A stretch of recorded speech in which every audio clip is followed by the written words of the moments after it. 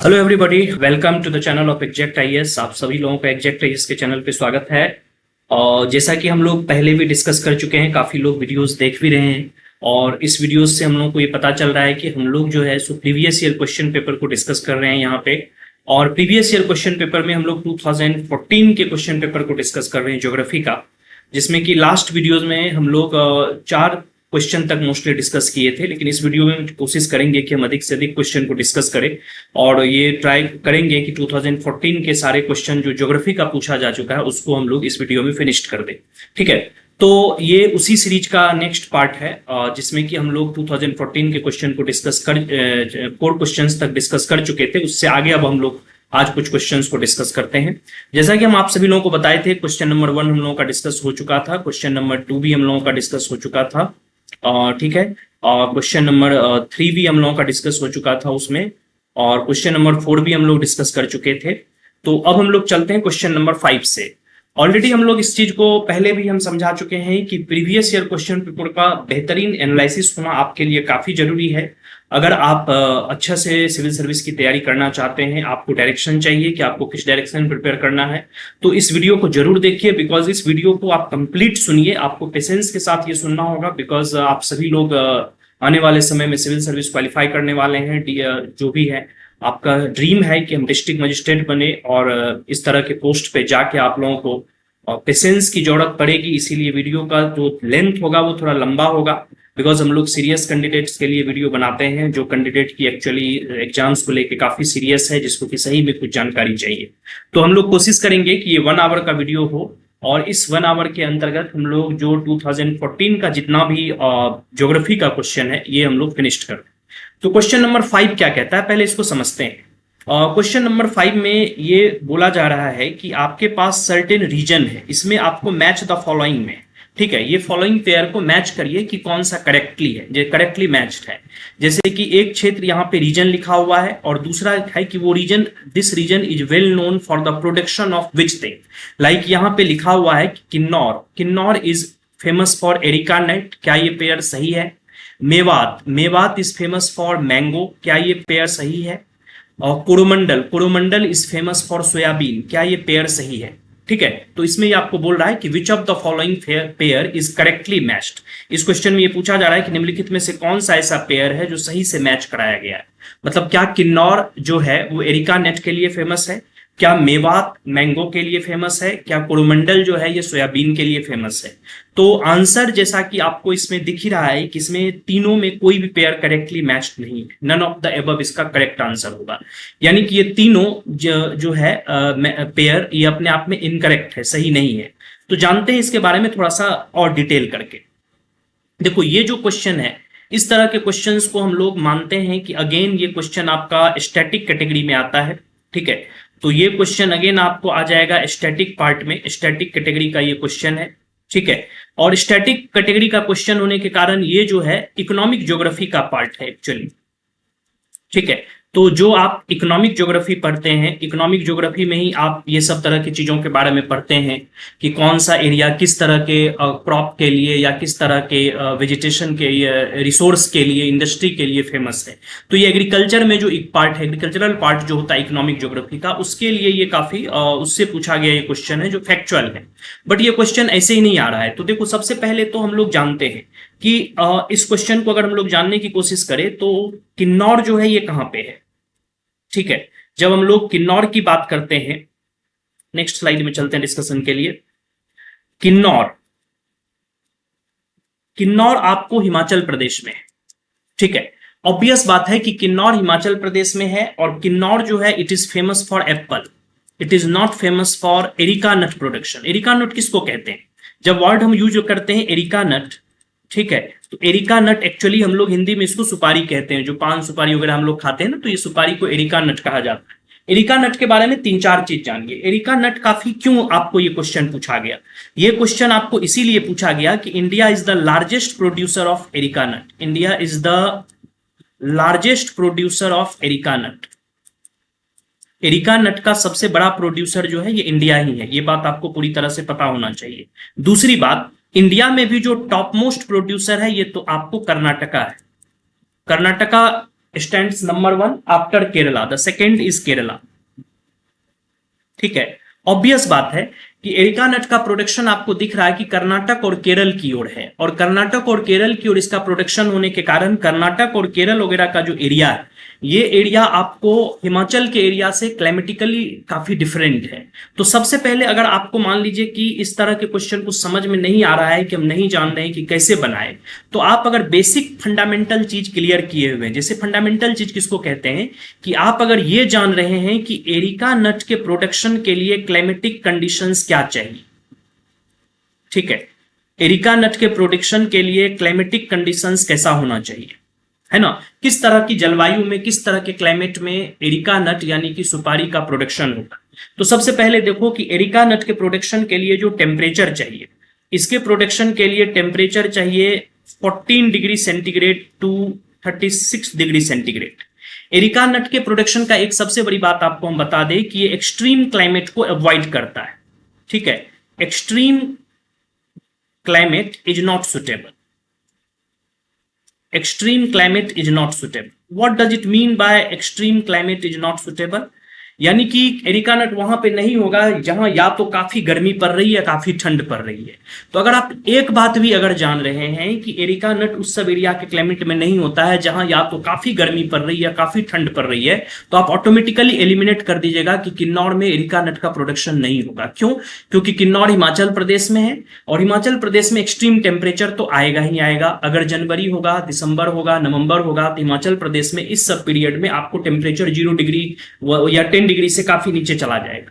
तो चूंकि extreme climate हो जाता है, एक्सट्रीम क्लाइमेट एरिका नट के लिए सुटेबल नहीं है, तो किन्नौर ऑटोमेटिकली एरिका नट के लिए फेमस नहीं होना चाहिए।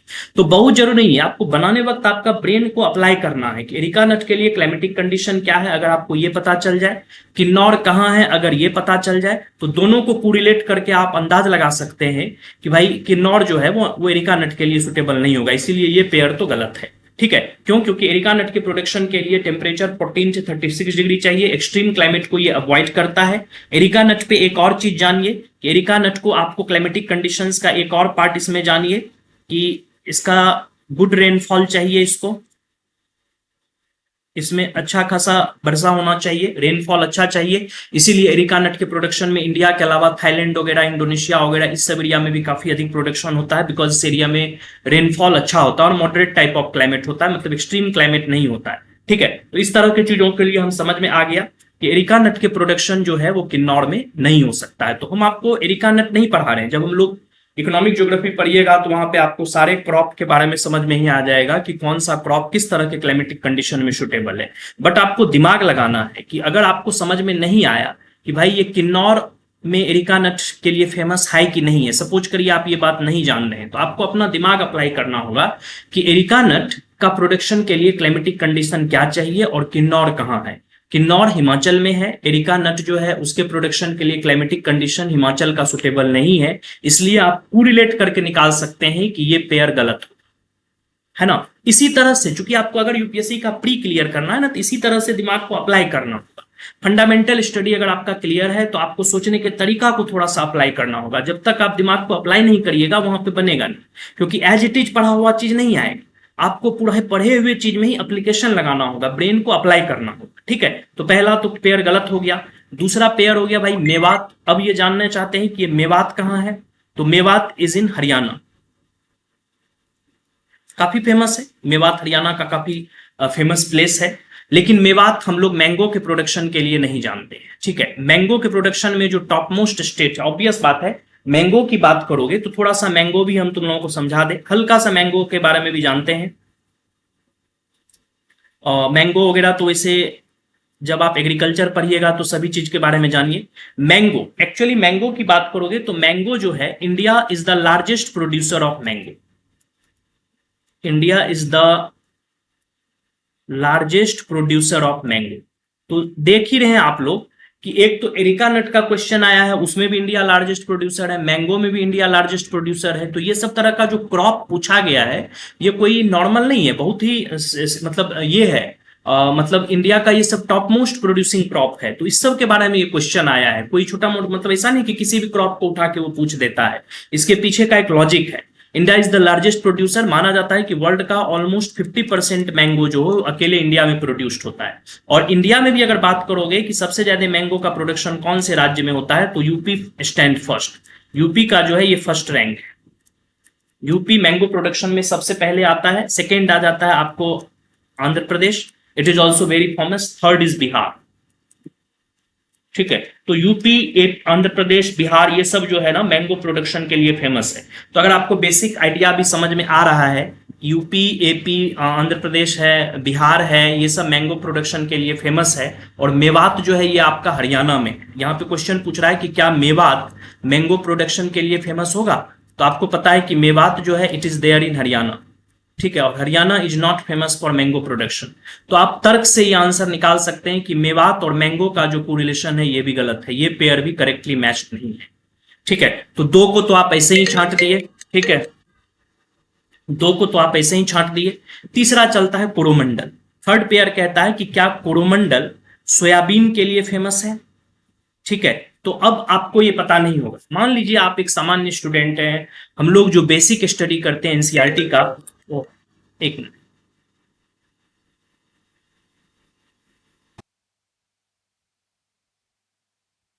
हम लोग जो बेसिक स्टडी एनसीईआरटी का करते हैं, इसमें ये सब चीज आपको हो सकता है पढ़े भी होंगे तो याद नहीं होगा। तो फिर क्या करना है, कैसे बनेगा ये क्वेश्चन, आपको अप्लाई करना है अपने ब्रेन को। ठीक है, वही चीज अप्लाई करेंगे जो हम लोग किन्नौर में अप्लाई किए थे, सेम चीज यहां पे भी अप्लाई करेंगे। हम लोग ये चीज अप्लाई करेंगे कि भाई ये जानने की कोशिश करेंगे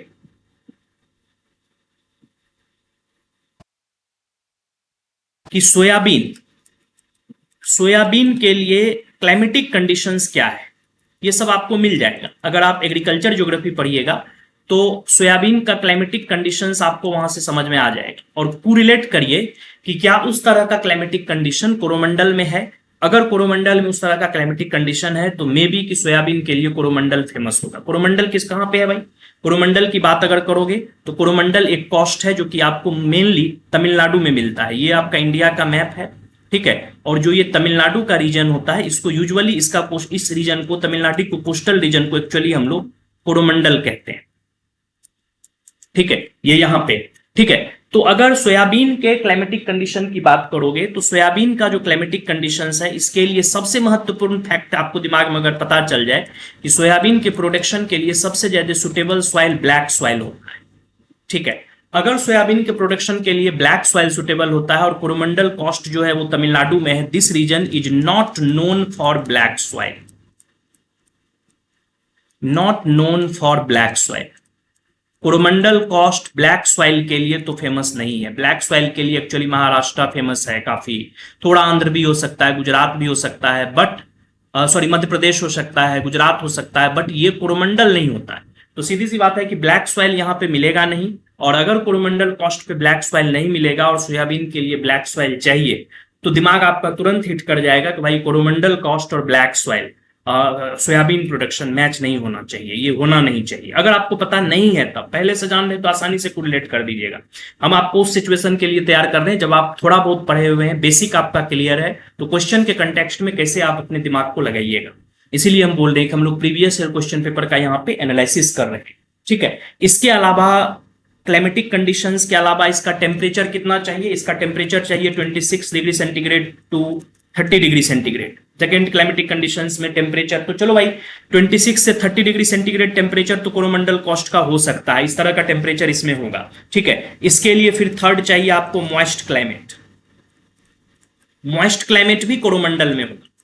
ठीक है, तो ये दोनों तो मैच कर गया, लेकिन ये मैच नहीं कर रहा है, इसीलिए हम लोग ये डिसाइड किए हैं कि भाई इससे हम लोग ये कंक्लूजन पे पहुंचते हैं कि सोयाबीन का प्रोडक्शन जो है कोरोमंडल पे नहीं होना चाहिए। और बात भी सही है कि Coromandel cost is not famous for soybean production. ठीक है, तो इस तरह से हम लोग इसमें तीसरा वाला भी आपको मैच नहीं करता है। कुछ और फैक्ट जान लो कि सोयाबीन प्रोडक्शन में, सोयाबीन प्रोडक्शन की बात करोगे तो इंडिया का ये बहुत ही महत्वपूर्ण क्रॉप है और इस क्रॉप का को अपने प्रोटीन कंटेंट के लिए जाना जाता है। इसमें प्रोटीन सबसे ज्यादा होता है, इतना ज्यादा होता है कि अगर आप लोग प्रोटीन के लिए अंडा खाना चाहते हैं तो अंडा से भी बेटर सोयाबीन होता है। ठीक है, लेकिन सोयाबीन प्रोडक्शन में जो नंबर 1 स्टेट है वो आपको महाराष्ट्र है। टॉप मोस्ट स्टेट जो है ये भी जान लीजिए।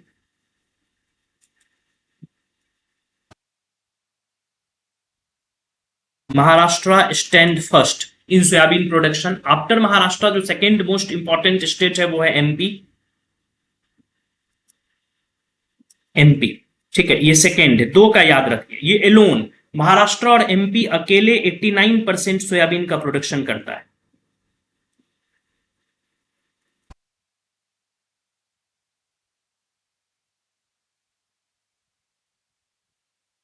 ठीक है, तो ऑब्वियस बात है महाराष्ट्र, आप सभी लोगों को पता है कि महाराष्ट्र जो है वो ब्लैक सॉइल के लिए काफी फेमस है। कॉटन सॉइल वहां पे इसको कहा जाता है, आप लोग पढ़े होंगे बेसिक ज्योग्राफी में। ठीक है, एमपी में भी ब्लैक सॉइल का है, मालवा प्लेटू वगैरह के साइड में, गुजरात में भी थोड़ा सा है, लेकिन इसलिए ये सब जो एरिया है ये सोयाबीन प्रोडक्शन के लिए जाना जाता है। नॉट कोरोमंडल। कोरोमंडल कहां पे है? तमिलनाडु में। ठीक है, Coromandel is there in Tamil Nadu. ठीक है, तो अगर हम क्वेश्चन के बैक पे लौटते हैं तो हमको पता चलता है कि ना ही पेयर 1 सही है, ना ही पेयर 2 सही है, ना ही पेयर 3 सही है। तीनों पेयर अपने आप में गलत है। ठीक है, Coromandel is there in Tamil Nadu, तीनों पेयर अपने आप में गलत है, इसीलिए आंसर नल हो। ठीक, तो अगर हम इस क्वेश्चन को एनालाइज किए किस तरह से बनाना चाहिए, किस तरह से आपको दिमाग लगाना चाहिए, तो स्टैटिक में ये इकोनॉमिक ज्योग्राफी का है। अगर आपका फंडामेंटल कॉन्सेप्ट क्लियर है, ठीक है, if your fundamentals are clear, अगर आपका फंडामेंटल क्वेश्चन क्लियर है, यानी कि अगर आप एनसीईआरटी पे सही से पढ़ के रखे हैं, क्रॉप वगैरह के बारे में सही से थोड़ा सा अध्ययन करके रखे हैं कि कौन सा क्रॉप कहाँ पे होता है, उसका क्लाइमेटिक कंडीशन क्या है, और दूसरा अगर आप प्लेस के बारे में जानते हैं कि ये प्लेस कहाँ पे है, तो दोनों के क्लाइमेटिक कंडीशन को मैच करा के आप आंसर को डिराइव कर सकते हैं, आंसर को निकाल सकते हैं। ठीक है, बिकॉज यूपीएससी में you will have to apply your mind in order to get the answer. ठीक है, तो हो गया क्वेश्चन नंबर 5 क्लियर कि इसमें नन ऑफ द सही है। अब नेक्स्ट क्वेश्चन की ओर चलते हैं, थोड़ा सा फास्ट डिस्कस करने की कोशिश करें। नेक्स्ट क्वेश्चन आप लोगों का आता है कि कंसिडर द फॉलोइंग पेयर। ये भी एक बहुत ही इंपॉर्टेंट क्वेश्चन है, ये जानने की जरूरत है आप लोगों को। इस तरह का क्वेश्चन भी हम आपको समझाएंगे कि ये यूपीएससी में बहुत ही अक्सर आते रहता है। जब हम लोग भी एग्जाम देते थे ना, उस समय भी ये क्वेश्चन अक्सर आते रहता था, और ये क्वेश्चन काफी दूसरे तरह का है। ये हम समझाते हैं कि इसको कैसे बनाना है, आपको ये पढ़ने के दौरान क्या ध्यान रखना है। तो देखो इसमें क्या है, इसमें लिखा है एक साइड की प्रोग्राम और प्रोजेक्ट गवर्नमेंट का, और दूसरी साइड बोलता है कि कौन सा मिनिस्ट्री के द्वारा वो प्रोग्राम या प्रोजेक्ट चलाया जा रहा है। इस क्वेश्चन को कहता है कंसिडर द फॉलोइंग पेयर्स। एक साइड है प्रोग्राम एंड पेयर, दूसरे साइड है मिनिस्ट्री। जैसे एक प्रोग्राम है गवर्नमेंट का drought prone area, drought prone area के डेवलपमेंट को लेकर जो प्रोग्राम चलता है, ये कौन से मिनिस्ट्री के द्वारा चलाया गया? मिनिस्ट्री ऑफ एग्रीकल्चर का ये प्रोग्राम है। दूसरा है डेजर्ट डेवलपमेंट प्रोग्राम, ये ministry of environment and forest का प्रोग्राम है। National watershed development project for rainfed area, ये मिनिस्ट्री ऑफ रूरल डेवलपमेंट का प्रोग्राम। क्वेश्चन कह रहा है कि विच of the above pair is और आर करेक्टली मैच्ड, मतलब कहना है कि कौन सा ऐसा पेयर है जो करेक्टली मैच्ड है। ये भी क्वेश्चन इसी कैटेगरी का आता है। तो अगर हम इस क्वेश्चन की बात करते हैं तो ये क्वेश्चन आ रहा है आपको डायनामिक कैटेगरी में। डायनामिक कैटेगरी मतलब कि ये क्वेश्चन आपको बेस्ड है करंट अफेयर्स से। ठीक है, गवर्नमेंट के द्वारा हम आपको पहले भी बोले थे कि पहला वीडियोस में ये चीज हम लोग डिस्कस किए थे कि गवर्नमेंट कई तरह का प्रोग्राम और कई तरह का प्रोजेक्ट लाते रहता है, आपको प्रोग्राम प्रोजेक्ट के बारे में नजर बना के रखना है। तो अगर आप मान लीजिए कि करंट अफेयर्स को बढ़िया से पढ़ते हैं, न्यूज़पेपर वगैरह को बढ़िया से पढ़ते हैं, तो सारे प्रोग्राम प्रोजेक्ट के बारे में अगर आपका जैसे एक पिछले साल भर के लिए, जिसमें इसमें 2 बुक कवर कर लिया करो। जैसे कि एक बुक होता है जिसको हम लोग कहते हैं usually India year book. India year book हर एक साल आपको बजट से पहले आ जाता है, या इकोनॉमिक सर्वे भी आप लोग पढ़ते हैं यूपीएससी में। ठीक है, तो जो इंडिया ईयर बुक है, इकोनॉमिक सर्वे है, इस सब तरह का बुक गवर्नमेंट का ये बुक है।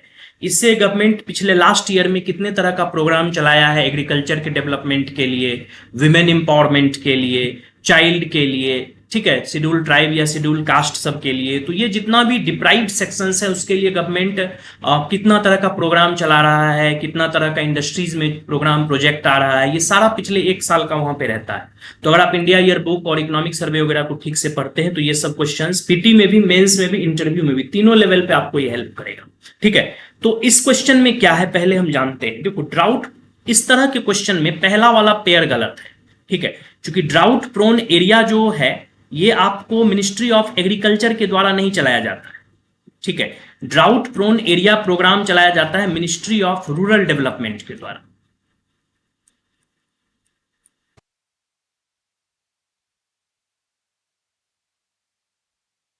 ठीक है, ये मिनिस्ट्री ऑफ एग्रीकल्चर के द्वारा नहीं चलाया जाता। इसी तरह से डेजर्ट डेवलपमेंट प्रोग्राम जो है ये भी आपको ministry of environment and forest के द्वारा नहीं चलाया जाता। ये पेयर भी गलत है, पहला वाला पेयर भी गलत है, दूसरा पेयर भी गलत है। क्यों?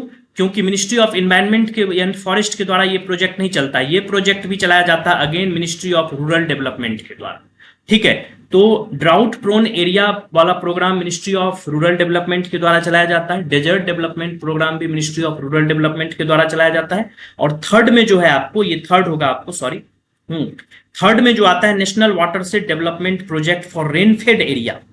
ठीक है, national water set development project for rainfed area, ये मिनिस्ट्री ऑफ रूरल डेवलपमेंट के द्वारा नहीं चलाया जाता है। ठीक है, ये प्रोग्राम चलाया जाता है मिनिस्ट्री ऑफ एग्रीकल्चर के द्वारा।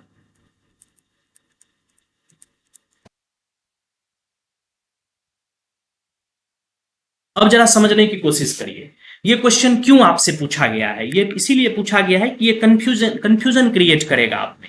आप सोचिएगा कि ड्राउट प्रोन एरिया प्रोग्राम है भाई, ये सूखा प्रभावित क्षेत्र के लिए है, ड्राउट एरिया के लिए है, तो ड्राउट एरिया तो एग्रीकल्चर से संबंधित है, तो ये प्रोग्राम तो डेफिनेटली एग्रीकल्चर मिनिस्ट्री ही चलाता होगा। इसमें सोचने वाली बात क्या है। लेकिन क्या कौन चला रहा है? ये प्रोग्राम चला रहा है मिनिस्ट्री ऑफ रूरल डेवलपमेंट।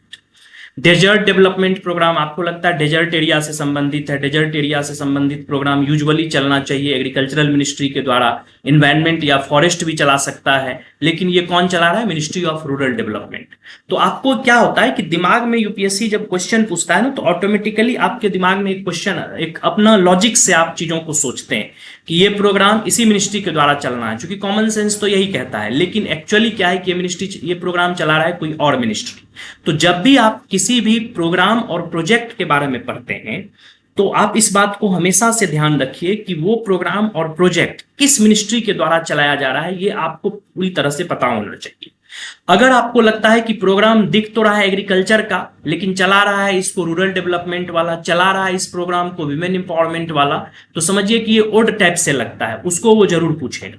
जैसे इस सब तरह का क्वेश्चन में डेजर्ट डेवलपमेंट प्रोग्राम जो है, ये दिख रहा है कि ये भाई मिनिस्ट्री ऑफ एनवायरनमेंट या फॉरेस्ट के द्वारा चलना चाहिए, क्योंकि वही डेजर्ट को डेवलप करना चाह रहा है, एनवायरनमेंट और फॉरेस्ट को वहां पे लगाना चाह रहा होगा। लेकिन ये प्रोग्राम चल रहा है मिनिस्ट्री ऑफ रूरल डेवलपमेंट के द्वारा। तो ये जैसे भी आप पढ़ने के दौरान जब भी कभी किसी तरह का प्रोग्राम और प्रोजेक्ट का स्टडी करते हैं, और अगर लग रहा है कि ये प्रोग्राम और प्रोजेक्ट किस मिनिस्ट्री के द्वारा चलाया जा रहा है, किस चीज के लिए चला जा रहा है, ये फीचर्स आपको पूरी तरह से पता होना चाहिए।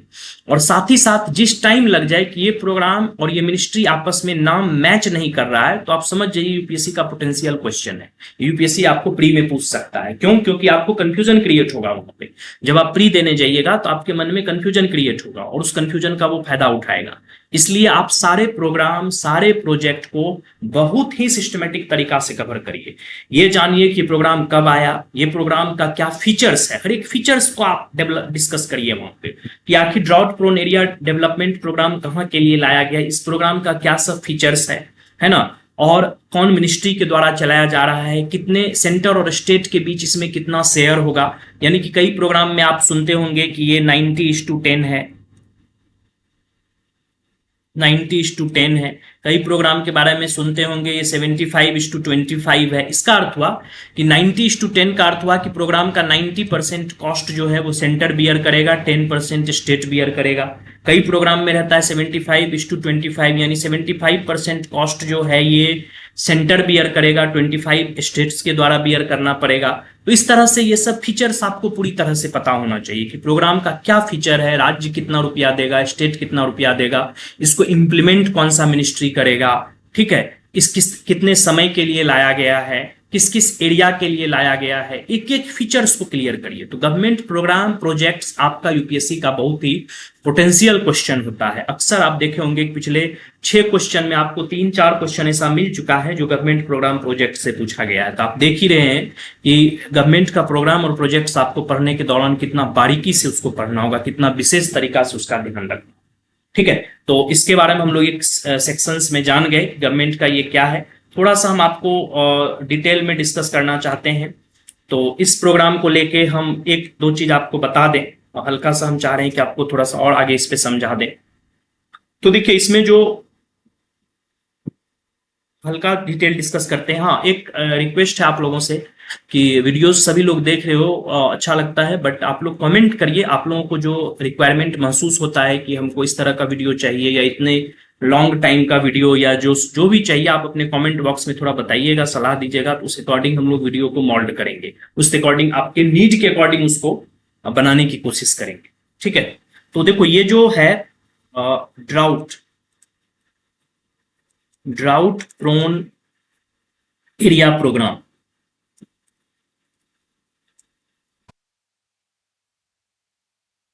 ठीक है। ड्राउट प्रोन एरिया प्रोग्राम के बारे में तीन चार फीचर जान लीजिए। पहला फीचर जान लीजिए कि ड्राउट प्रोन एरिया प्रोग्राम 1973-1974 में लाया गया। ठीक है, जैसा कि आप सभी लोगों को बोले हैं कि area constantly affected by drought,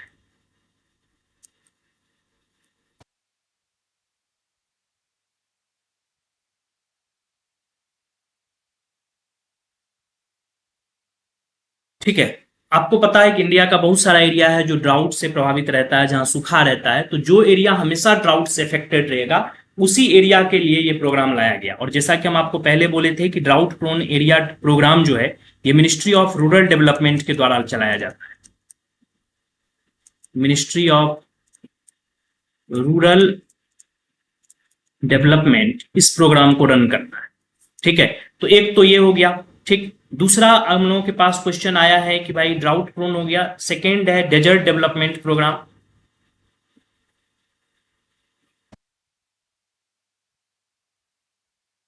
तो जो डेजर्ट डेवलपमेंट प्रोग्राम है, देखो डेजर्ट डेवलपमेंट प्रोग्राम, डेजर्ट किसको कहते हैं? ठीक है, डेजर्ट की बात करते हैं तो डेजर्ट जो है उस एरिया को कहा जाता है जहां average annual rainfall less than और इक्वल टू 25 सेंटीमीटर है, या लेस देन, मान लीजिए इक्वल भी नहीं, लेस देन 25 सेंटीमीटर है।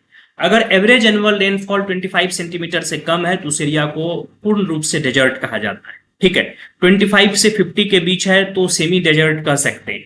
तो इस रीजन से अगर हम लोग बात करते हैं तो इंडिया में जो थार डेजर्ट है, जो वेस्टर्न राजस्थान है, ये आपको डेजर्ट में है। आपको जो लद्दाख है, लद्दाख भी इंडिया का जो प्लेटू एक्चुअली ये भी डेजर्ट है। लद्दाख जो है ये थार जो है ये तो हॉट डेजर्ट है। ठीक है, ये सब पढ़िएगा आप आगे ज्योग्राफी में। लद्दाख जो है ये आपको कोल्ड डेजर्ट है।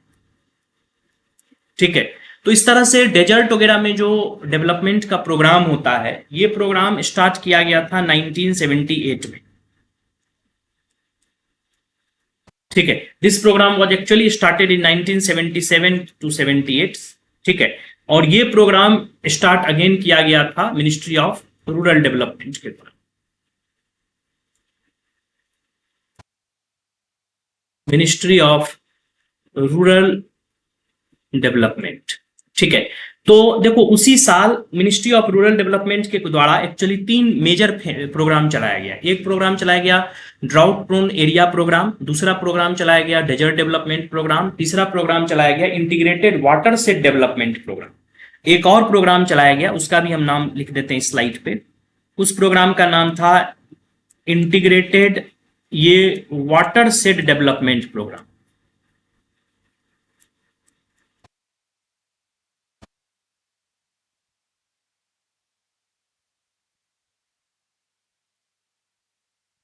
ठीक है, वाटर सेट क्या है इसके बारे में हम लोग आगे पढ़ेंगे। ठीक है, कि वाटर सेट को कैसे डेवलप किया जाता है वाटर कंजर्वेशन के लिए, एग्रीकल्चर के डेवलपमेंट के लिए, या जो वेजिटेशन है, ये है फ्लोरा वेजिटेशन वगैरह को ग्रोथ के लिए। ठीक है, तो integrated watershed development programme जो है ये भी आपको स्टार्ट हुआ 1989 के आसपास, और ये भी मिनिस्ट्री ऑफ रूरल डेवलपमेंट के द्वारा लाया गया।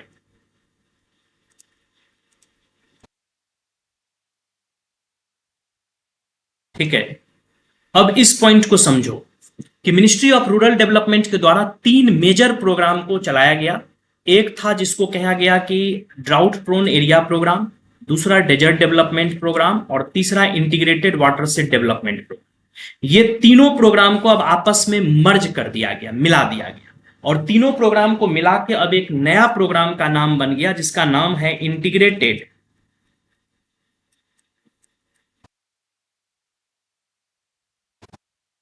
Watershed management programme.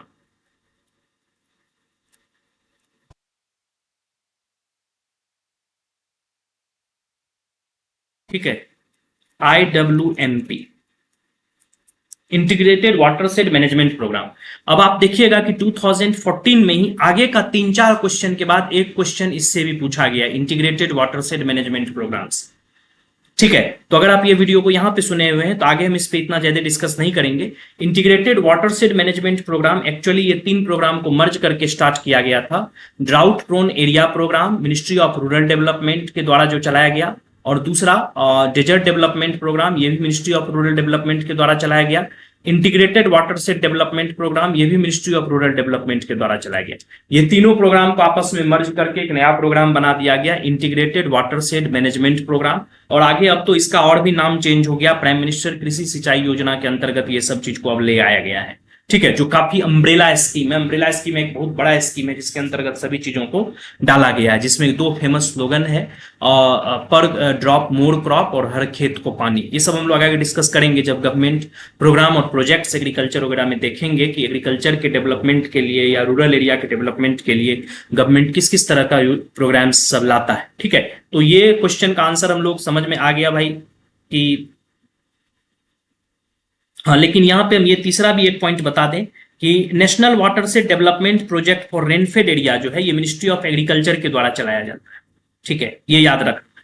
ठीक है, ये मिनिस्ट्री ऑफ रूरल डेवलपमेंट के द्वारा नहीं चलाया जाता है। इस क्वेश्चन के अगर आंसर को हम लोग देखते हैं तो drought prone area development programme वाला पेयर गलत है, क्योंकि मिनिस्ट्री ऑफ एग्रीकल्चर के द्वारा नहीं चलेगा, रूरल डेवलपमेंट के द्वारा चलेगा। डेजर्ट डेवलपमेंट जो है ये भी मिनिस्ट्री ऑफ रूरल डेवलपमेंट के द्वारा चलता है, और national water set development project for rainfed area जो है ये मिनिस्ट्री ऑफ एग्रीकल्चर के द्वारा चलता है। ठीक है, तो नियमतः तीनों पेयर गलत है और इसका करेक्ट आंसर डी होगा। क्वेश्चन के लेवल को हम लोग मानते हैं कि ये डायनामिक है, करंट अफेयर्स से संबंधित है, और इस लेवल को हम मानते हैं मॉडरेट। ठीक है, मॉडरेट इसीलिए हम इसको कहते हैं कि अगर आपका थोड़ा सा पढ़ने का तरीका सही है तो आप इस क्वेश्चन को आसानी से बना दीजिएगा। सिर्फ अगर आप प्रोग्राम प्रोजेक्ट याद कर लिए हैं तो वहां पे दिक्कत होगा। थोड़ा सा आपको ये सब कोड वगैरह समझना अगर आता है तो आप आसानी से इसको बना दीजिएगा। ठीक है, तो क्वेश्चन नंबर 6 इज डिस्कस्ड। ठीक है,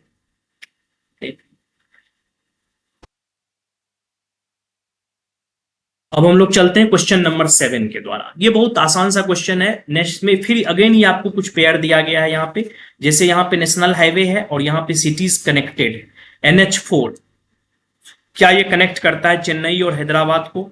NH6 क्या ये कनेक्ट करता है मुंबई एंड कोलकाता को? NH15 क्या ये कनेक्ट करता है अहमदाबाद एंड जोधपुर को? देखो NH का तो नाम सब बदल गया, तो अगर हम एक डायग्राम को देखते हैं तो इसमें पता चल जाता है। देखो ये डायग्राम बता रहा है NH6 का, ठीक है, NH4 का। ये NH4 ये स्टार्ट होता है मुंबई से और यहां एंड करता है चेन्नई में, इसके रास्ते में। और ये कहता है कि क्या NH4 कनेक्ट करता है, क्वेश्चन कह रहा है कि क्या NH4 कनेक्ट करता है चेन्नई एंड हैदराबाद को? तो देखो डायग्राम में पता चलेगा कि चेन्नई तो भाई यहां पे है और हैदराबाद यहां पे है, NH4 ये है, तो ये कनेक्ट नहीं करता है। ठीक है, तो ये वाला जो पेयर है ये आपका गलत हो गया। ठीक है, NH4 चेन्नई और हैदराबाद को आपस में कनेक्ट नहीं करता है, ये पेयर गलत मैच हो गया है। NH6 क्या NH6 मुंबई और कोलकाता को कनेक्ट करता है? तो NH6 के मैप पे चलते हैं, पता चलेगा। ठीक है, ये आपको NH6 का मैप, ठीक है, यहां ये स्टार्ट होता है सूरत से और एंड करता है कोलकाता में, तो ये सूरत और कोलकाता को कनेक्ट करता है, लेकिन मुंबई यहां पे आ गया, तो ये मुंबई और कोलकाता को कनेक्ट नहीं करता है, इसलिए सेकेंड वाला पेयर भी जो है ये भी आपको गलत हो गया। ठीक है, सेकेंड वाला पेयर भी सही से मैच नहीं कराया गया। NH6 मुंबई और कोलकाता को कनेक्ट नहीं करता है, ये एक्चुअली कनेक्ट करता है सूरत और कोलकाता को। ओल्ड NH सब है ये। NH15 अहमदाबाद एंड जोधपुर नहीं, NH15 is a situated in northeast region, इसका मैप नहीं है, बट ये जान लीजिए नॉर्थ ईस्ट रीजन का है। ये अहमदाबाद जोधपुर को कनेक्ट नहीं करता है, इस नियम से ये तीनों पेयर गलत है। ठीक है, कैसे रखेंगे इस क्वेश्चन को? और क्वेश्चन को हम कह सकते हैं कि स्टैटिक भी है और डायनामिक भी है। स्टैटिक डायनामिक इसको इसीलिए कहा सकता है कि एनएच वगैरह के बारे में याद करना तो बेसिक बात है, ठीक है, लेकिन अब कुछ एनएच वगैरह का नाम बदल गया है, तो चूंकि ये नाम बदलते रहता है तो कई बार ये न्यूज में रहता है, करंट अफेयर्स में रहता है, तो स्टैटिक और डायनामिक दोनों का ये पार्ट हो गया। अगर आपको बेसिक एनएच का पता है और कौन सा एनएच का नाम बदला है, ये सब ठीक से अगर आपको आइडिया है, तो ये क्वेश्चन आसानी से आप बना दीजिएगा। क्वेश्चन का लेवल मॉडरेट ही रखेंगे, मॉडरेट, क्योंकि अगर आप थोड़ा सा फैक्ट वगैरह को प्रति सतर्क हैं तो ये आपको बन जाएगा। ठीक है, तो चलो इस पे ज्यादा हम लोग समय नहीं लेते हैं, बेसिक क्वेश्चन था ये। नेक्स्ट क्वेश्चन है, what are the benefit of implemented the integrated watershed development programme. अभी हम ये आपको डिस्कस किए थे, इंटरसेट watershed integrated watershed management programme जो है वो 3 प्रोग्राम को मिला के बनाया गया है ना। तो देखो इसमें क्वेश्चन आ गया कि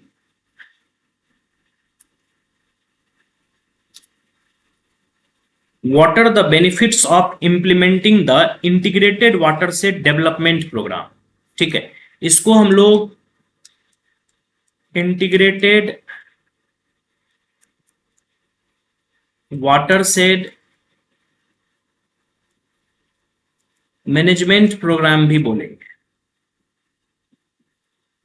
ठीक है, और ऑलरेडी हम आपको बता दिए थे कि integrated watershed management programme जो है ये 3 प्रोग्राम को मिला के बनाया गया। अभी हम लोग इसको डिस्कस किए थे कि drought prone area program, desert development program और integrated watershed development program, तीनों को मिला के बना गया integrated watershed management program आज के डेट में। तो इसमें बोला गया कि इस प्रोग्राम का क्या सब बेनिफिट है। तो जैसा कि हम आपको पहले भी बोले थे कि जब भी आप गवर्नमेंट प्रोग्राम और प्रोजेक्ट्स को पढ़ते हैं तो आपको उसके विशेष मतलब हर एक फीचर्स के बारे में ठीक से पता होना चाहिए, हर एक चीजों के बारे में आपको ठीक से अध्ययन होना चाहिए। इस प्रोग्राम का क्या सब फीचर्स है, क्या सब, तो ये जो पूछा गया है ना, ये गवर्नमेंट प्रोग्राम से फिर से क्वेश्चन आ गया है। गवर्नमेंट प्रोग्राम या प्रोजेक्ट से निकाल के ये क्वेश्चन पूछ दिया है। अभी तक देख चुके हैं 4 या 5 क्वेश्चन, 3-4 क्वेश्चन इससे आ चुका है गवर्नमेंट प्रोग्राम प्रोजेक्ट से। इससे क्या पता चलता है कि जो भी गवर्नमेंट का प्रोग्राम और प्रोजेक्ट न्यूज़पेपर में आएगा, मैगजीन में आएगा, उसको हम बहुत ही बारीकी से, उसको बहुत ही माइन्यूटली स्टडी करेंगे, प्रीलिम्स के लिए भी और मेंस के लिए भी। आपको मेंस में भी हेल्प करेगा। मेंस में क्यों हेल्प करेगा कि जब भी आप किसी चीज पे आंसर रखिएगा तो वहां पे आपको गवर्नमेंट के उस चीज को डेवलप करने के लिए गवर्नमेंट कितने तरह का प्रोजेक्ट और प्रोग्राम चला रहा है ये आपको पता होना चाहिए। तो गवर्नमेंट प्रोग्राम से ये फिर क्वेश्चन आ गया है, तो हम कह सकते हैं कि ये डायनामिक है, डायनामिक एरिया से आया है, ये करंट अफेयर्स से आया है, ज्योग्राफी का जो करंट अफेयर्स वाला पार्ट है उससे आया है। ठीक है, अब इसके बारे में थोड़ा सा हम अगले में लिखे हुए, थोड़ा सा इस स्लाइड को पढ़ लेना है, आपको ये प्रोग्राम के बारे में सब चीज समझ में आ जाएगी। Integrated watershed development programme, the development of land resources ministry, ये किसके द्वारा चलाया जाता है? Ministry of rural development is implementing the integrated watershed development programme from 2009 with an objective to cover 55 million hectares of rain-fed land. The Integrated Watershed Management Program, इसी को IWMP बोल देते हैं, is the second largest watershed program in the world after China. देखो ये वाटरसेट development का world का सबसे बड़ा, सेकंड सबसे लार्जेस्ट प्रोग्राम है चाइना के बाद, सबसे ज्यादा चाइना का सबसे लार्जेस्ट चल रहा है। इट इन्वाइसेज, इसका क्या सब फीचर है?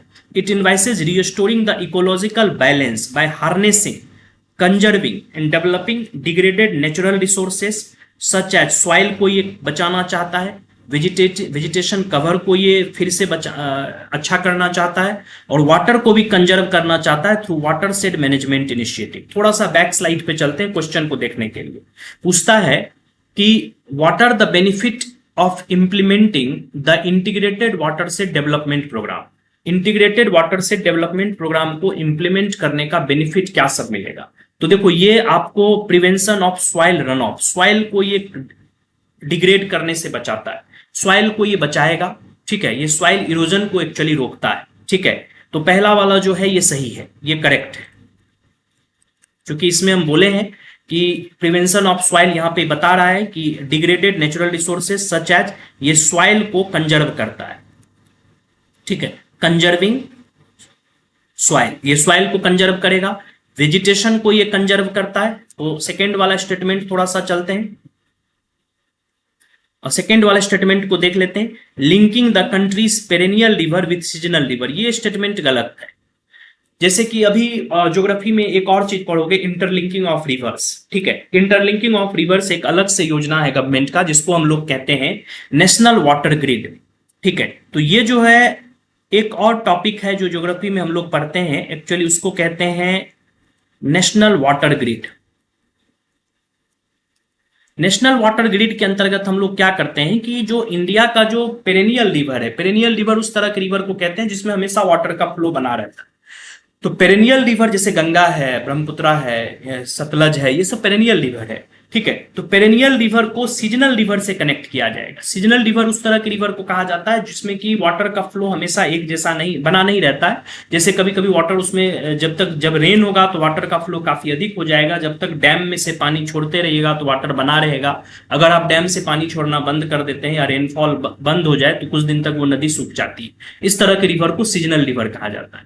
तो पेरेनियल और सीजनल रिवर को आपस में कनेक्ट करने का एक नेशनल वाटर ग्रिड बनाया जाता है, एक पैटर्न बनाने की कोशिश की जा रही है, जिससे कि कोशिश किया जा रहा है कि गंगा के वाटर को जो है वापस ऊपर करके हम लोग जो है साउथ के रिवर को कनेक्ट करें, ठीक है। तो नेशनल वाटर ग्रिड में लिंकिंग है रिवर का, एक रिवर को दूसरे रिवर से लिंक किया जाता है। ये इंटीग्रेटेड वाटर से डेवलपमेंट प्रोग्राम का पार्ट नहीं है, ठीक है, ये नेशनल वाटर ग्रिड का पार्ट है। इसीलिए ये वाला जो स्टेटमेंट है ये आपका हो जाएगा इनकरेक्ट। ये नेशनल इंटीग्रेटेड वाटर से डेवलपमेंट प्रोग्राम का ये हिस्सा नहीं है, इसीलिए ये स्टेटमेंट हो गया इनकरेक्ट, ये सही नहीं है। पहला वाला सही है, दूसरा वाला सही नहीं है, ठीक है। फिर क्या है, बाय इंटीग्रेटेड वाटर से डेवलपमेंट प्रोग्राम का तीसरा पार्ट है रेन वाटर हार्वेस्टिंग। इसमें हम रेन वाटर को बचाना चाहते हैं and recharge of ground water table, ये करेक्ट है। हम अभी बोले थे कि ये वाटर हार्वेस्टिंग की कोशिश करेगा। और रीजेनरेशन ऑफ नेचुरल वेजिटेशन, हम बोले थे कि नेचुरल वेजिटेशन को ये सही करेगा, तो ये वाला स्टेटमेंट भी करेक्ट है। तो इंटीग्रेटेड वाटर से डेवलपमेंट प्रोग्राम का जो हिस्सा है इसमें पहला सही है, ये सॉइल के रन ऑफ को रोकता है, सॉइल के जो है सॉइल इरोजन को रोकता है, तो ये वाला सही है। रेन वाटर को हार्वेस्ट करता है, ये भी सही है। नेचुरल वेजिटेशन को फिर से ये स्ट्रॉन्ग बढ़ाता है, ये भी सही है। तो 1, 2 एंड 1, 3 एंड 4 इसका करेक्ट आंसर होगा सी, ठीक है। हम आपको थोड़ा सा इस प्रोग्राम पे और लेके चलते हैं हल्का सा जानने के लिए। इस स्लाइड में ये सब चीज तो दिया गया ही है। इंटीग्रेटेड वाटरशेड मैनेजमेंट प्रोग्राम जो है ये इंडिया का सबसे बड़ा है और वर्ल्ड का सेकेंड लार्जेस्ट वाटरशेड प्रोग्राम। थोड़ा सा हम लोग जानते हैं वाटरशेड प्रोग्राम में कैसे हम लोग चीज को कहते हैं। जैसे मान लो कि कोई रिवर है, ये रिवर है,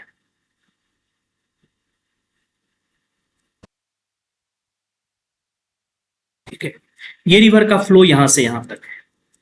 ये रिवर जिस एरिया से, मान लो कि यहां पे एक लैंड है, ठीक है, यहां पे भी आपको लैंड है।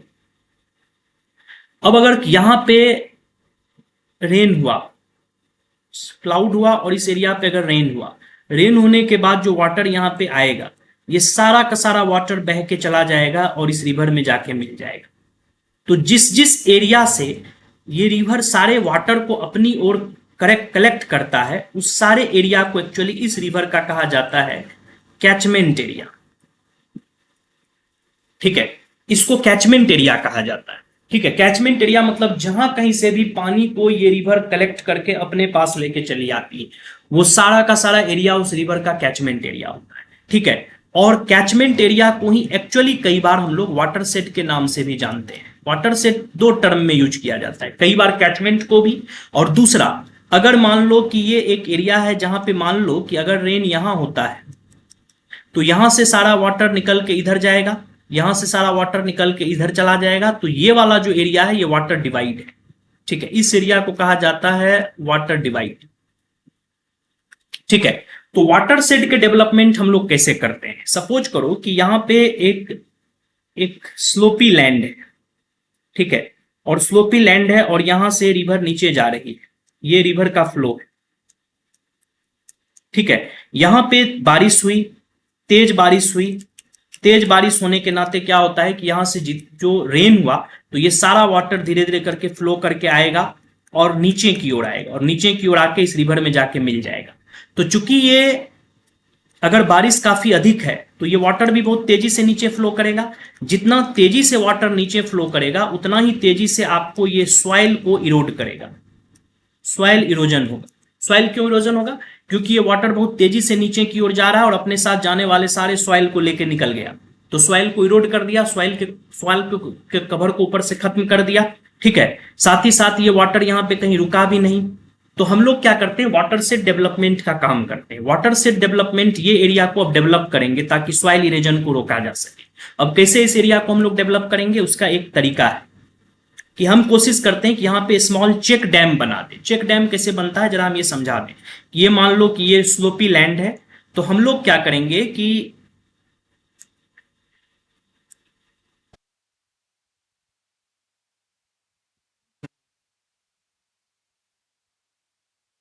ये एक स्लोपी लैंड है, तो हम लोग इसमें क्या करते हैं कि एक छोटा सा होल बना दिए इस तरह से।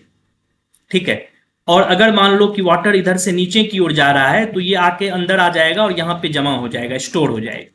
ठीक है, अगर इसमें वाटर जमा हो गया तो सीधी सी बात है कि वाटर, बहुत सारा वाटर यहाँ पे स्टोर कर लिए हम लोग। स्टोर कर लेने के कारण नीचे में जो अब वाटर होगा, इसका जो स्पीड होगा ये कम हो जाएगा, स्पीड डिक्रीज कर जाएगा। क्यों? क्योंकि बहुत सारा वाटर जो यहां से बारिश हुई, रेन का सारा वाटर को लेके ये नीचे उतर रहा है। रास्ते में हम इसको एक छोटा सा डैम बना दिए, इस डैम में सारे वाटर को स्टोर कर लिए। क्योंकि बहुत सारा वाटर यहाँ स्टोर हो गया तो अब जो आगे वाटर जाएगा इसका स्पीड डिक्रीज करेगा। जब इसका स्पीड डिक्रीज करेगा तो सॉइल का इरोजन घट जाएगा, सॉइल इरोजन जो है ये भी कम हो जाएगा। सॉइल इरोजन कम हो गया यानी कि सॉइल को हम बचा लिए। साथ ही साथ यहाँ पे हम वाटर को कंजर्व कर लिए। अगर ये हम स्मॉल चेक डैम बना लिए, एक तरह का हम लोग चेक डैम बना लिए। ठीक है, तो ये चेक डैम क्या करता है, यहां पे वाटर को कंजर्व कर लिया।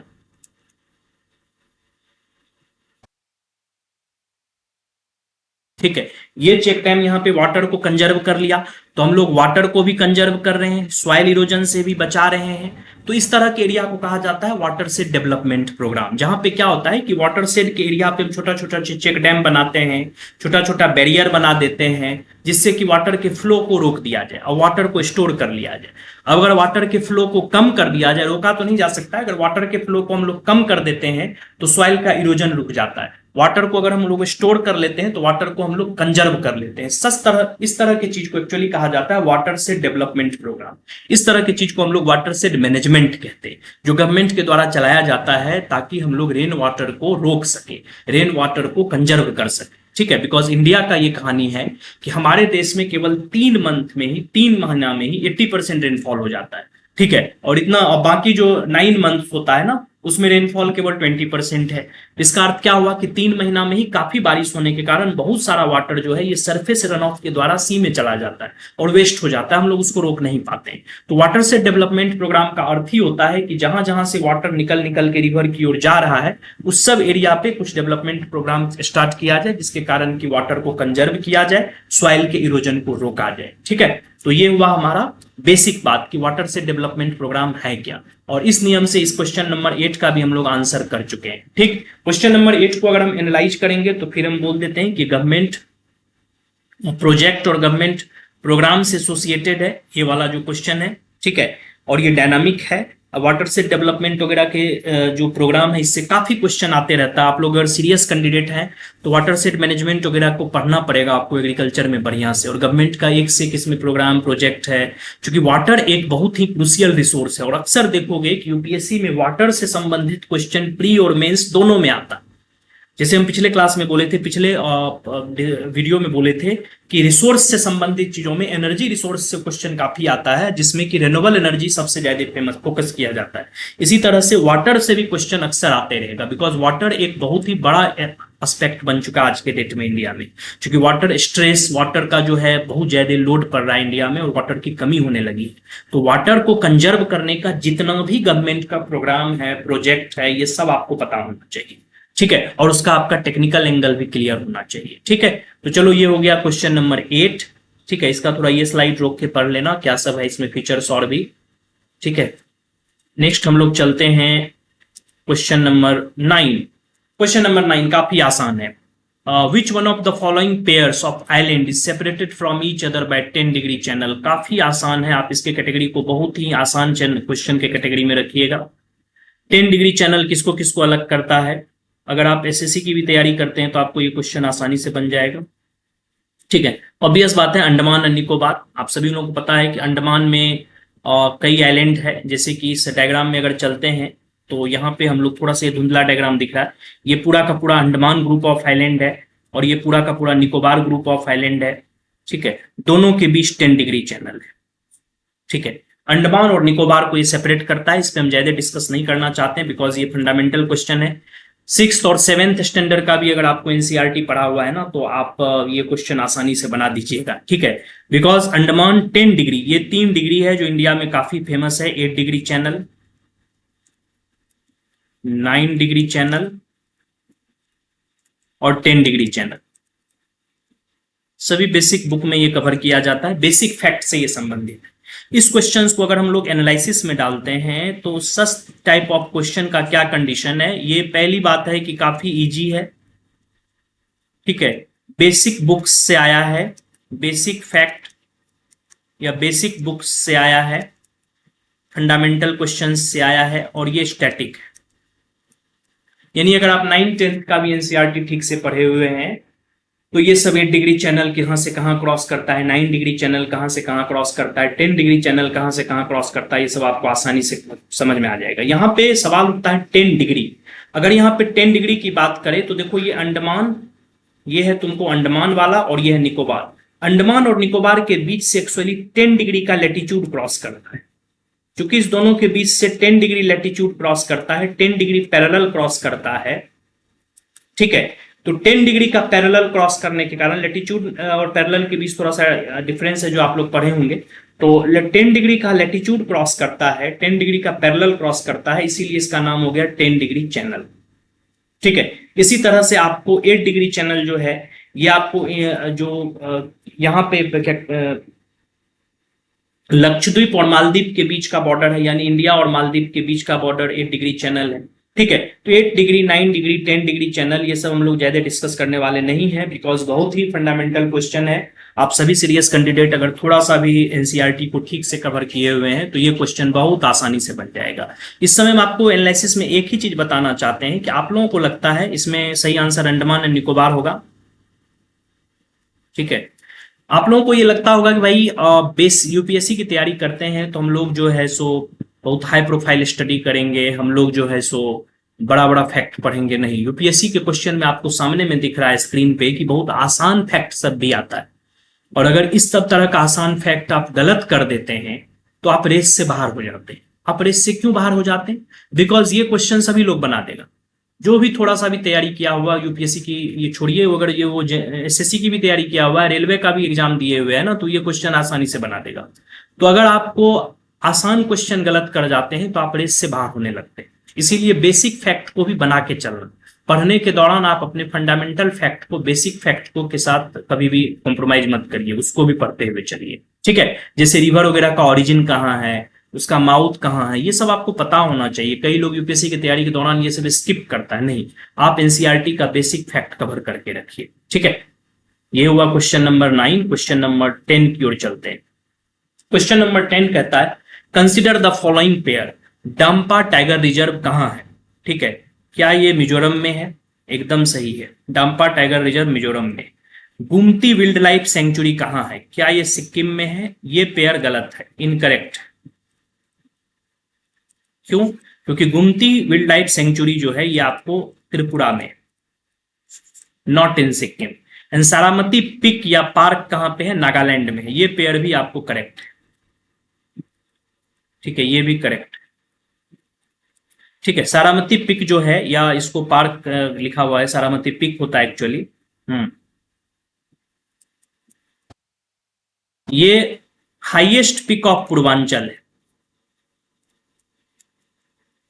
Highest peak of Purvanchal Himalaya.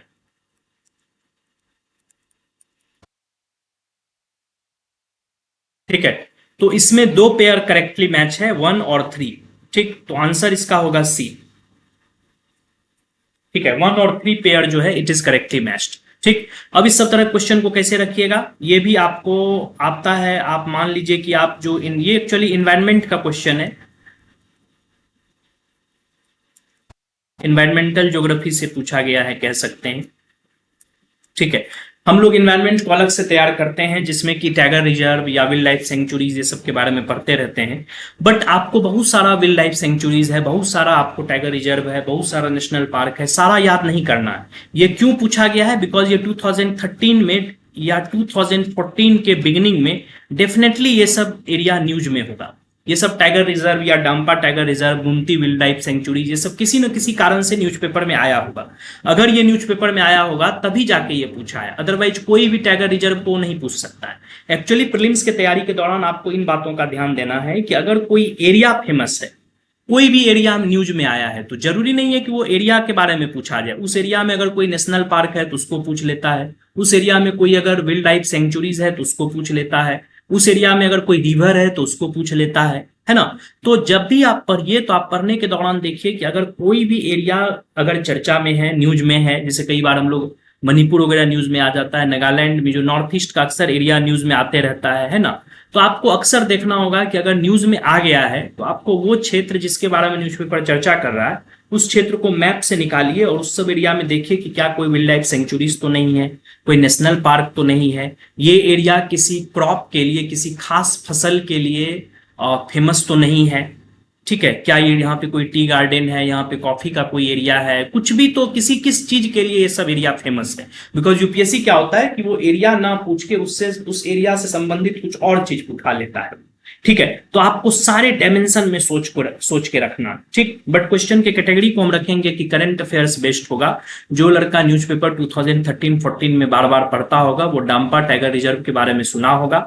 अगर वो थोड़ा सा माइंड लगाए कि ये टाइगर रिजर्व कहाँ होता है या गुमती वाइल्ड लाइफ सेंचुरी कहाँ है, तो आसानी से बना देगा कि ये सब सही मैचिंग है या गलत है। ठीक है, तो करंट अफेयर्स बेस्ड है, डायनामिक क्वेश्चन है, इस सब तरह का ये क्वेश्चन है। ठीक, और थोड़ा सा देखने कितना टाइम हो गया हम लोगों का, बिकॉज क्वेश्चन नंबर 10 तक हम लोग पहुंच चुके हैं। क्वेश्चन नंबर 11 कहता है विच of the following have coral reefs, है ना। कोरल रीफ्स क्या है, कोरल रीफ्स के बारे में हम लोग ओशिनोग्राफी में पढ़ते हैं। ये वाला जो कोरल रीफ्स है इसके बारे में हम लोग ओशिनोग्राफी में पढ़ते हैं। तो कोरल रीफ्स को कौन कौन एरिया में कोरल रीफ्स है, क्या अंडमान एंड निकोबार आइलैंड में कोरल रीफ है, गल्फ ऑफ कच्छ में है, गल्फ ऑफ मन्नार में है और सुंदरबन में। देखो आंसर 1 2 3 होगा। ठीक है, थोड़ा सा मैप में देख लेते हैं। ठीक है, ये अंडमान एंड निकोबार है। ऑब्वियस बात है, अगर आप कोरल्स के बारे में पढ़ते हैं, कोरल एक बहुत ही इंपॉर्टेंट चैप्टर है जो आप एनसीईआरटी में पढ़िएगा ओशिनोग्राफी चैप्टर में। और वैसे भी आपको कोरल्स के बारे में थोड़ा बहुत आपको जानना ही पड़ेगा। तो जो कोरल है ये अंडमान एंड निकोबार में काफी अधिक होता है, ये फेमस है। लक्षद्वीप में भी कोरल्स के लिए ये कंप्लीट नोन है। ठीक है, इसके अलावा कोरल्स का जो और भी एरिया है फेमस, ये आपको गल्फ ऑफ कच्छ, यहाँ पे ये है गल्फ ऑफ कच्छ और ये है गल्फ ऑफ खंभात, दोनों गुजरात में। गल्फ ऑफ कच्छ भी कोरल के लिए काफी फेमस। तो ये तीनों एरिया जो है ना कोरल के लिए फेमस है। लेकिन सुंदरबन कहाँ है, सुंदरबन तो एक्चुअली एक फॉरेस्ट है जो यहाँ पे। ठीक है, सुंदरबन एक्चुअली एक फॉरेस्ट है, फॉरेस्टेड एरिया है जो सुंदरबन डेल्टा पे सिचुएटेड है। ये डेल्टा जो है ये गंगा ब्रह्मपुत्रा डेल्टा है। ठीक है, और ये डेल्टा में इसमें एक विशेष प्रकार का ट्री मिलता है जिस ट्री को हम लोग कहते हैं सुंदरी ट्री। ये मैंग्रोव है। मैंग्रोव एक अलग तरह का वेजिटेशन है।